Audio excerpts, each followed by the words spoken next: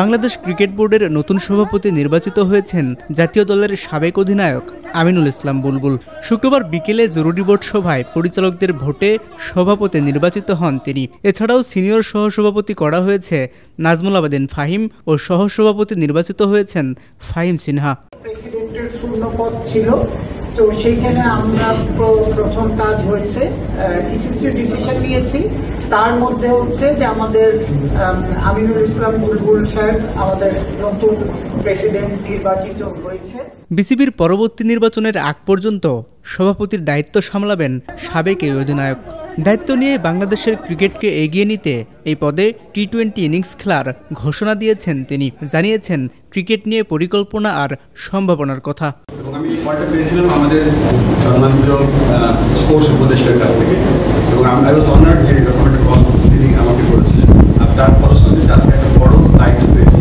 এই দায়িত্বটা হচ্ছে বাংলাদেশের ক্রিকেট ইন বাংলাদেশে কি ক্রিকেট আছে সেটা আমরা চেষ্টা করবো আরও সামনে থেকে এগিয়ে নিয়ে যেতে। আমি বিশ্বাস করি যে 11 জন ক্রিকেট খেলেন, বাংলাদেশের সবাই ক্রিকেট খেলেন। আপনারা একটা খুব গুরুত্বপূর্ণ অংশ বাংলাদেশ ক্রিকেটের উন্নয়নের জন্য এবং ক্রিকেটের সাস্টেইনেবিলিটির জন্য।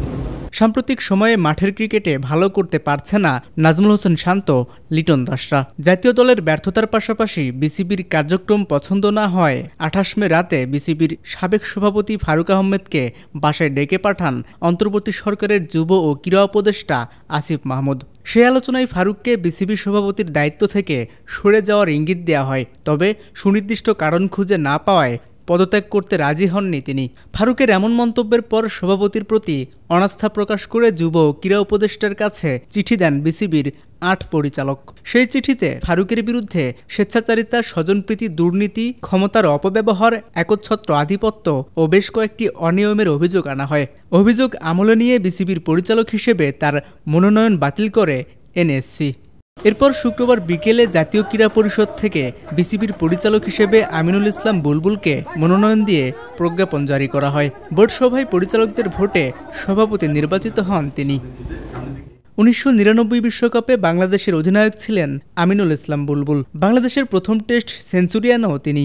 ক্যারিয়ার শেষে পাড়ি জমান অস্ট্রেলিয়ায়। কোচিংয়ের লেভেল 2 সম্পূর্ণ করেন এবং যুক্ত হন নিউ সাউথ ওয়েলস ইউনিভার্সিটির কোচিং প্যানেলে। এরপর দেশে ফিরে আবাহনীকে জেতান ঢাকা প্রিমিয়ার লিগের শিরোপা। শাকিল শুভ, স্পোর্টস ডেস্ক, দৈনিক করতোয়া।